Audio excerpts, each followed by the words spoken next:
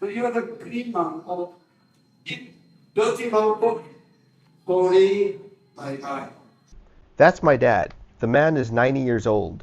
And that was just this past April where he was running a conference with local government council members on how to alleviate poverty in their province.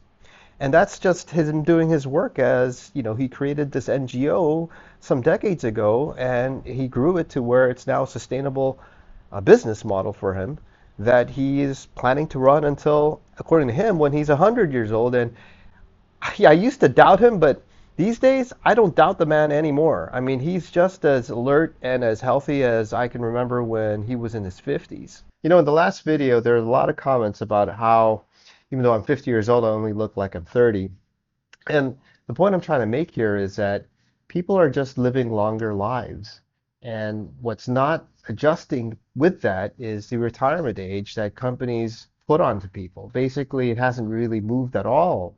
In your 60 and early 60s, that's kind of when corporations kind of, tell you to kindly retire and give you some sort of a payout or package. But we don't live until 60, 62. In fact, nowadays, the average age is up in the 80s in developed countries and even further. So what are you going to do for those 2 to 3 decades, plus even 4 decades? People live into 100 these days. Sail the world and play a lot of golf. I mean, these things kind of get old after a while. And so you're going to have to find a way to sustain your mental wellness, your health, keep busy so your cognition doesn't decline as you get older. And that's the thing, right? You can't start to find that when you retire, like after you're already 60 or 70 years old. It's tough. I mean, not that you can't do it. Like there are examples where you can, but it just gets more difficult the longer you put it off. And so why make it harder on yourself? Try to find something earlier in life that you can create and sustain and that you can build a livelihood off of until it's time for you to peace out. And that's basically what my father did. Now, my father, I'll tell you the story. He's 90, right? Okay, so the guy doesn't look like he's 90 either. And last year when I was 49, I visited the homeland. I visited Korea, and I wanted to show my father, like, because I had been preparing for this FoFty thing when I hit 50. So I put something together. I was going to show him, like, hey, here's my 50 to 70 year plan, the next 20 years of what I'm going to do. And I was all like, proud of it. I went over to Korea, picked a nice night when we were going to have this little father-son talk. The night came by, I pulled out my little sharing, my little notes, and I kind of like walked him through it, right? Like what I'm going to do for the next 20 years. And he was very happy to see that. He patted me on my back and he's like, "Good job, son." And at the end, he's like, "You wait here. I got something to show you." And I'm like, "Okay, what are you going to show me here?" And he goes to the back of the room and he pulls out this old binder and he like kind of dusts it off and he shows me something and he says, "Son, this is my 80 to 100 year plan that I created 10 years ago since I'm 90 today." And I was just like, what, dude? An 80 to 100 year plan? First of all, you think you're going to live to 100 and you think you'd be doing something at that age? But he was totally serious. And so he pulls this open and he walks me through his 80-year-old to 100-year-old plan, which he was halfway in, right? Because he was already 90 last year. And so he was telling me like at 80 he was going to start doing this and that, and by 90 he was going to achieve this, and by 100 this is what the goal is. And I'm just sitting there like, my mouth is like has fallen to the floor. My eyes have gotten bigger than they normally ever get. And I'm just like, dude, this is crazy, right? And the crazy thing was he was on the money. Like, so 10 years in between the 20-year plan, he was on the money. He was doing what he said he would be doing 10 years. I was freaking blown away. I was just like, you know, I was just like, I had nothing to say. I was stunned, right? And, he still drops this, like, time to time, 80 to 100 year, I'm going to live to 100 and be doing these things. And I used to just laugh at him, like, yeah, sure, Dad, whatever, right? But these days, I'm actually a huge fan. I totally think he's gonna pull it off. I really do. The man is super healthy, both physically and mentally. I mean, his mental alertness and mental acuity is what it was when he was 50. Honestly, I don't see any difference. And he's out there speaking to people, teaching people, meeting with government officials, getting funding. I mean, the guy is just as busy as he was 20, 30, 40 years ago. And I think that's why he's so healthy, right? He's doing something that he's totally like into and that he's getting so much out of besides just money to pay for his expenses, but to fill up his life force, if you will, right? The energy bar that you have in life. I mean, his is still full, man, at his age. And he started joking to me like, "Hey, I'll have a 100 to 120 year plan." I'm like, 120, like, you know what the world record age for the oldest man is? But I've begun to actually think that he could do it, right? If there's somebody who's going to do it, I think he could. Now, here's the thing. You might think, well, you hit the genetic lottery ticket, right? So you and your dad, he gave it to you, and so you guys have this all pass card when it comes to your genes. But you know what I found out was that it's it's not your genetics, right? They do play a role. So your genetics gives you the range of what is likely, the probability of what can and can't be done, right? There's a range, a spread, if you will, of what is possible based on your genes. But it does not determine the actual outcome. Science has found out that your behavior and your environment plays a much larger role than your genetics in determining the actual outcome of your life. And this is something I learned, because I was working for a VC that made hundreds of millions of dollars in investments in the latest biotechnology and health technology. So I had access to front row, to the latest innovations in health. Um, because they would come to us for funding, right? Either funds and, startups and IPs from PhDs and scientists. And that's what I learned. Like, your environment and your behavior matters more. And that's why there's, this whole thing of gene expression from your genetics is a huge thing. It's growing so rapidly. There's epigenetics and there's many different types of omics. That's why they call it multi-omics. And so the RNA or the gene expression through the molecules and proteins of your DNA is a huge component. And that's something that my father had been living and has been living and continues to, and so do I. He just never coined it, and I'm putting it together as a manuscript and an ideology that I'm trying to share here called FoFty. And if you look, even my wife, she lives a FoFty life. That's why we got together because we are in sync on that. And she doesn't look like she's going to be 45 this year. She doesn't look like she's 45. And it's not also just about how you physically look, but it's also about how you mentally are and you spiritually are. They all go together hand in hand because ultimately, what dictates your behavior, the way you act, the choices that you make, whether or not you stay in this environment or change your environment and go somewhere else, whether it's a different geography or a different place, it starts from within, right? It's from within and your willpower and your decision making that dictates ultimately how you live your life and the outcome of your life. It's never too late to make these changes. Look, I used to smoke cigarettes when I was in my 20s, and although that was a long time ago, it took me quite a while. It was a struggle to try and quit. If any of you used to smoke, you know what I'm talking about. It's not something you just drop like that. But I was able to do that through practicing FoFty principles and get me out of that hole.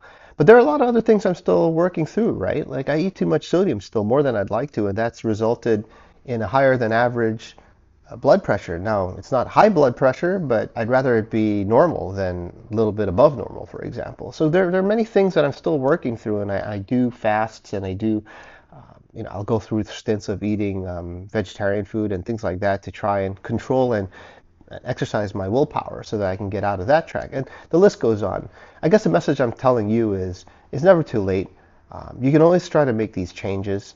And if you do, you'll end up living a FoFty life, right? And be healthy, not just physically, but the other component is spiritually and mentally. And if you look at my father, who's 90, because he's so into what he's doing and he's busy, his calendar is booked, he's going here, going there, he's active.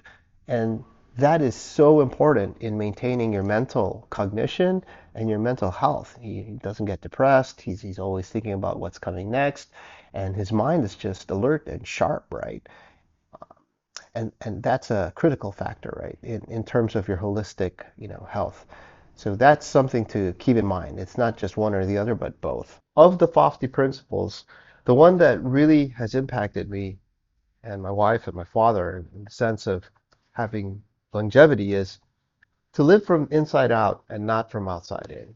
In other words, to not let external factors in the material world or the matrix, if you want to call it, come in and dictate who you are, but rather you do the reverse. You let yourself dictate what the matrix or the material world is. So it's not the clothes or the food I eat or the car I drive or the house I own or anything to that matter, the job I have, that makes me who I am. In fact, it's the reverse. I make the clothes what it is. I make the job what it is. I make everything that I do what it is because I live from the inside and out. And when you do that and you have control over what surrounds you, it enables you to flip in your mind the perspective of what's happening. See, everything that happens in the universe, every single small thing from the leaf dropping to you getting fired or getting a new job, everything. It's just the universe happening, right? There's no good or bad associated with it. It's just the universe doing what it's doing, or the matrix, or whatever you want to call this thing, right? It's the human thought that puts a value onto whether or not it's good or bad, whether you want to, it's a morality thing, an ethical thing, or just a personal thing, right? Now, I like vanilla. I don't like vanilla, I like chocolate. Or it's morally bad to do this, or it's morally good to do that. It's all a human thing, all created within your head. So in actuality, your mind, you create the value of what is going around you. What's going around you has been going around for billions and billions of years, and it doesn't care what you think. It's just going to happen. But you care about what you think because you create that value. And that plays a significant role. And if we go back to the science, the gene expression, the way that your DNA, your genetics are actually expressed into reality, you play a big role into that through your mind, which through your mind you have behavioral and choices that you make dictate the outcome. And because you live from inside out and not from outside in, and you own and take control over your life and the reality, you can actually, in so many words, control the way you express your genes. And when you do that, you can control the intake, or rather, not intaking harmful things for your body. You can control doing exercise and doing things that are good for your physiology. You can make sure you have enough sleep. You can make sure you take yourself out of a stressful situation or reduce stress by looking at the situation and flipping the perspective on it and make it from something that's bad to something that's good. So all of these things, right, combined together, living from inside out, using your control over the situation and the environment put together actually makes a difference in the way that you live your life and the outcomes that you perceive and generate later on as you live your life. And people who know this, such as, my father, for example, you see the outcome, right? You can say that it's genetics, and there is some genetics involved in it, but a bigger chunk of it is how he lived his life. And within how he lived his life is the FoFty principle of living from inside out and not outside in. And that enables him to continue what he loves doing and to have livelihood doing what he loves and to live a long life and to be happy in that sense. And that's something that, I have to look no further than just my own father to follow and to actually get inspired by. And what I'm trying to do here, the reason I'm doing all these recordings and these YouTube and Substack and all these blogs is I have no intention to monetize this. My goal is not to become some big, whatever and make a lot of money through ads. Absolutely not. It's totally just to show by doing the power of what I'm preaching. That's it. I want to be able to actually document me doing what I'm saying and to be able to show that it makes a positive impact and that that could happen to anybody else who's watching and trying this as well. So I wish I had been documenting my life earlier because you could see how I lived my life and how I got to this point and all the twists and turns that led to me being here, but I did it. So now I'm making a point to document it and to share it. And the thing is, even if it doesn't work out and, it doesn't happen in the quote unquote success at the way we define it, even in failure, there's going to be a good done because there are other people, I think, based on what I've read in the comments, who are in similar situations in life, at this age, not sure, having all kinds of struggles. And for them to know that they're just simply not alone and that there's a lot of people out there in a similar boat, and that if you watch, videos like this or read articles that I write, that you know that you're not alone and that there are other people out there and you have and can find solace in that. And I think that's really important. So basically this is a win-win situation, right? You can't lose. And whenever I'm faced with a win-win situation, I just do, right? Anytime there's huge upside and limited downside in life, I've learned you find one of those setups, you always do it, right? Because over time, if you follow that strategy, you're going to be a winner. If you made it this far, thanks so much for watching. I'll be sharing more of the FoFty principles and also the startup that I'm doing in the coming episodes. But I got to head out and do some gardening now, so I guess I'll catch you in the next one. Peace.